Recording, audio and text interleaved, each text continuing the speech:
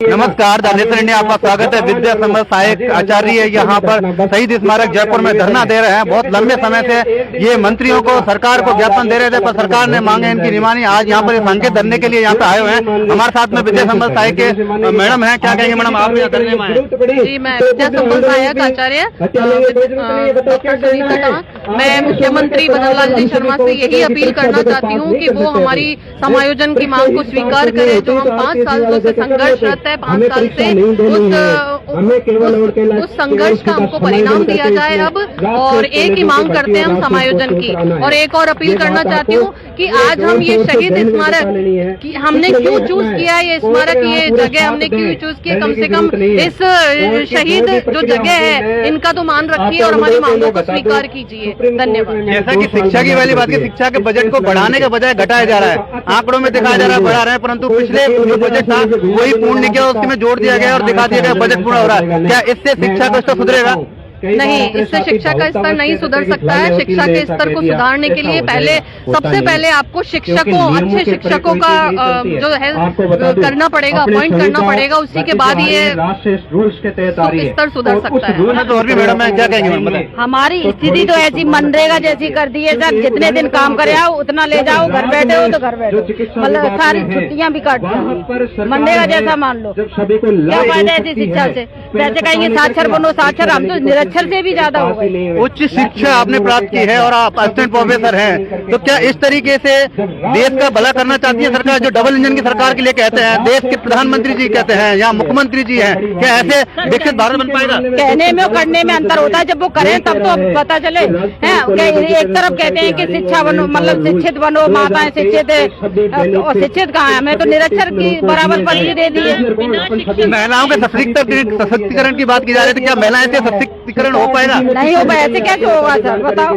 लड़कियां कॉलेज में आती हैं, कॉलेज अगर हम लोग विद्या संबल वाले नहीं जाएं तो कॉलेज में ताले लगे रहते हैं। हम लोग जाके ताला खोलते हैं, वहाँ पे साफ सफाई करवाते हैं, और इससे ज्यादा क्या कर रहे हैं? हमारे साथ और भी मैडम, आप भी हैं, क्या कहेंगे इस करने में? सर, हम मुख्यमंत्री सर से यही कहना चाहेंगे कि जो हमारी इस वैकेंसी में विद्या संबल योजना में जब हम अपॉइंट हुए थे तो वो यूजीसी के नॉर्म से ही अपॉइंट हुए थे। अब आप अपनी कोई नई स्कीम लाकर हमें निकालना चाह रहे हैं, जबकि हम सब हाईली एजुकेटेड हैं, हम हाईली एजुकेशन से आए हुए हैं और हम बच्चों को भी वैसे शिक्षा दे रहे हैं। तो हम उनसे यही रिक्वेस्ट करेंगे कि आप सिर्फ हमारा समायोजन कीजिए। आप देखिए कि हम भी अपना API स्कोर अच्छा काउंट करते हैं, हम अच्छी एजुकेशन रखते हैं, तो इसी बिहार पे आप हमें बस समायोजित कर दीजिए और कुछ मत करिए हमारे। मैडम, जो स्कूल जो खोले गए हैं वो ग्रामीण परिवेश में खोले हैं और वहाँ पर शिक्षा की जो स्थिति है बहुत खराब है। बच्चियां कॉलेज में पढ़ने के लिए आ रही हैं, नया टीचर मिलता है 6 महीने बाद में, 4 महीने बाद में। क्या इससे जो बच्चियों के एम्पावरमेंट की बात की जा रही है, तो क्या इससे हो पाएगा?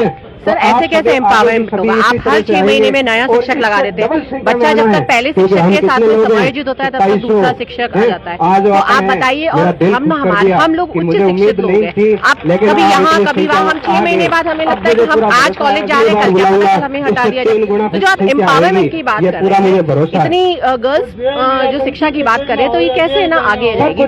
जो भी कॉलेजेस खोले गए वो दूरस्थ क्षेत्रों में खोले गए। मैं खुद सर महिला होने के नाते, आप कभी कभी मेरे को, मैं जयपुर की रहने वाली हूँ, लेकिन मेरा कॉलेज 200 किलोमीटर दूर है। कभी कभी मैं खुद है ना अप डाउन भी करती हूँ। 400 किलोमीटर का रन हो जाता है, 200 आना 200 आना। ऐसे मैं अकेली नहीं हूँ, बहुत सारी ऐसी महिलाएं हैं, और बहुत सारी महिलाएं सर अप डाउन भी करती है, घर भी चला रही है, अपने बच्चों को देख रही है अपना, और वहाँ भी अपना पूरा टाइम दे रही है। दूसरी चीज, शैक्षणिक कार्य के लिए लगाया था ना हमको, हम तो अशैक्षणिक कार्य भी कर रहे हैं, आप उनको क्यों नहीं देख रहे? आज हम कॉलेज में नहीं है ना, आज कोई शैक्षणिक तो छोड़िए, अशैक्षणिक कार्य भी नहीं हो रहा है, क्योंकि उन कॉलेज में केवल और केवल विद्या संबल ही काम कर रहा है, कोई और दूसरा परमानेंट फैकल्टी नहीं है। आज बच्चे अकेले होंगे या फिर ताला लगा होगा, प्रिंसिपल अकेला है, कोई कॉलेज में नहीं। ऐसे कैसे आप विश्व गुरु बनेंगे? गुरुओं की हालत तो आप देखिए ना। शिक्षा का स्तर, बिना शिक्षकों के शिक्षा का स्तर नहीं सुधर सकता, ये सरकार को मानना पड़ेगा।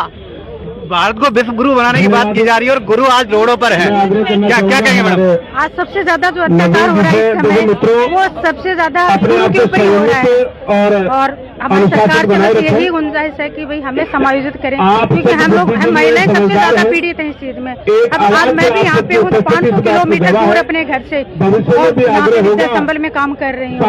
ये इस तरह से देखे तो महिलाओं के लिए बहुत ही मुश्किल का समय है कि वो घर से 500 किलोमीटर दूर रहे।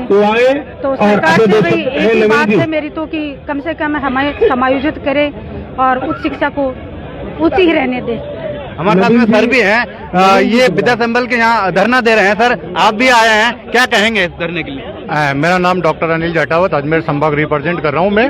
और मैं ये कहना चाह रहा हूँ कि जब पिछली सरकार थी गहलोत सरकार की, कांग्रेस सरकार, तब विद्या संबल योजना जो महाविद्यालयों में शुरू करी गई थी, बहुत अच्छी स्कीम है जिसमें जो भी उच्च शिक्षाधारी थे, जो बेरोजगार थे, उनको रोजगार मिला और बच्चों को जो है उनको पढ़ाई मिली।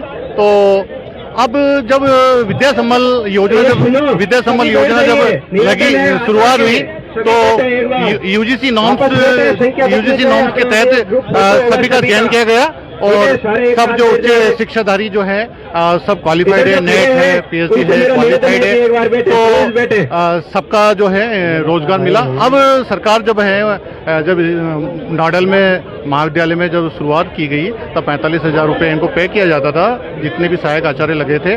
उसके बाद नोडल कॉलेज में बंद कर दी और नए राजशेष महाविद्यालय खुल गए और राजशेष महाविद्यालय में नई सरकार के द्वारा अब ये मंशा की जा रही है कि जो है कि विद्या संबल में जो कार्यरत सहायक आचार्य है उनको हटाया जाए और भर्ती की जाए। और भर्ती जो 5 साल के लिए संविदा भर्ती की जा रही है जिसमें 28,000 रुपये मानदेय दिया जाएगा। और तो हमारा सरकार से यही निवेदन है कि जो हम कोरोना काल से अभी तक 5 साल तक जो हम महाविद्यालय में सहायक आचार्य काम कर रहे हैं, तो हमारे को जो राजशेष महाविद्यालय है या जो नोडल महाविद्यालय में कार्य कर रहे हैं उनको समायोजन किया जाए। क्यों? Thank you. जैसा कि सर ने कहा कि इनकी जो मुख्य मांग जो है राजशेष विद्यालयों में इनको समायोजन की मांग है, जिससे कि जो भर्ती की बात कर रहे हैं कॉन्ट्रैक्ट की संविदा की जो भर्ती की मांग कर रहे हैं, सुप्रीम कोर्ट हाई कोर्ट भी इस पर डिसीजन दे चुके हैं कि इस तरीके से आप भर्ती नहीं कर सकते। सरकार को इनकी मांगों को मानना चाहिए और जल्दी से जल्दी इनको राहत प्रदान कीजिए जिससे कि ये विद्या का स्तर सुधर सके, रिसर्च शोध का जो है वो स्तर सुधर सके है और जो छात्र और शिक्षकों की जो स्थिति है वो सही हो सके। हमारे साथ बने रहिए द नेशन इंडिया से मैं डॉक्टर अजीत सिंह।